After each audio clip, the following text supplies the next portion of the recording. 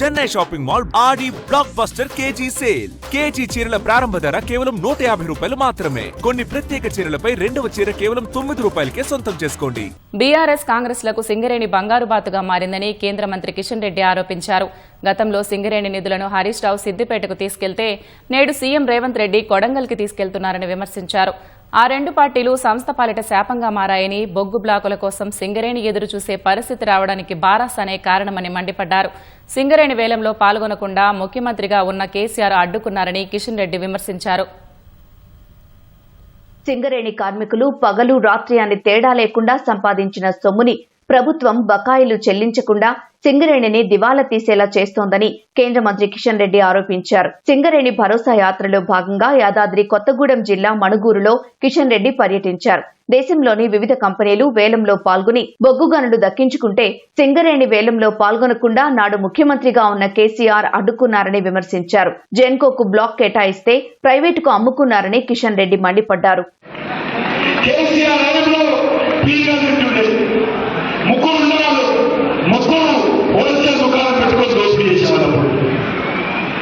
అక్కడక్కడ మందులు రిటైల్ దుకాణం పెట్టుకుంటున్నాం.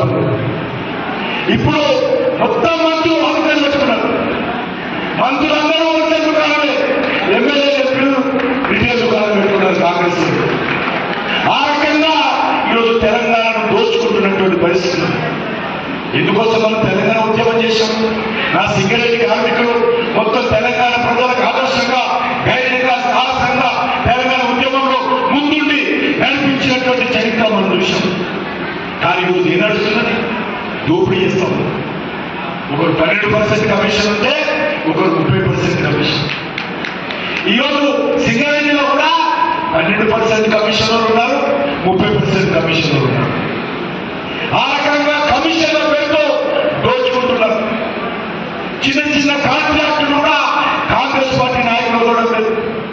సింగరేణిని నష్టాల నుంచి నిలదొక్కునేలా చేసేందుకు 11 ఏళ్ల తర్వాత సాహసం చేసి వేలం లేకుండా తాడిచెర్ల 2ని కేటాయించినట్లు కిషన్ రెడ్డి వివరించారు.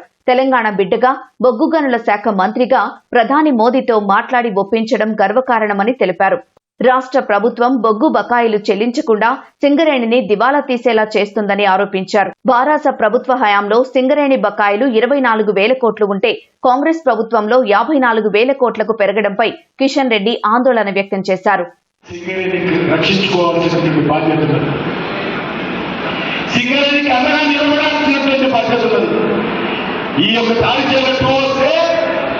ఇక్కడ ఆర్థికమైనటువంటి కార్యక్రమాలు పెరుగుతాయి. తాడిచెర్లతో ఉత్పత్తి ప్రారంభిస్తే ఇక్కడ కొన్ని ఇండస్ట్రీస్ వస్తాయి.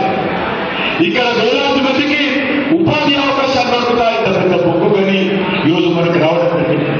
నేను బొగ్గు గని సింగరేణి కేటాయిస్తే కాంగ్రెస్ పార్టీ గర్భపత్రాలు ఇస్తుంది. మా రేవంత్ రెడ్డి తెచ్చాడు. ఇక్కడి నుంచి తెచ్చారా? రాహుల్ గాంధీ ఇచ్చారా?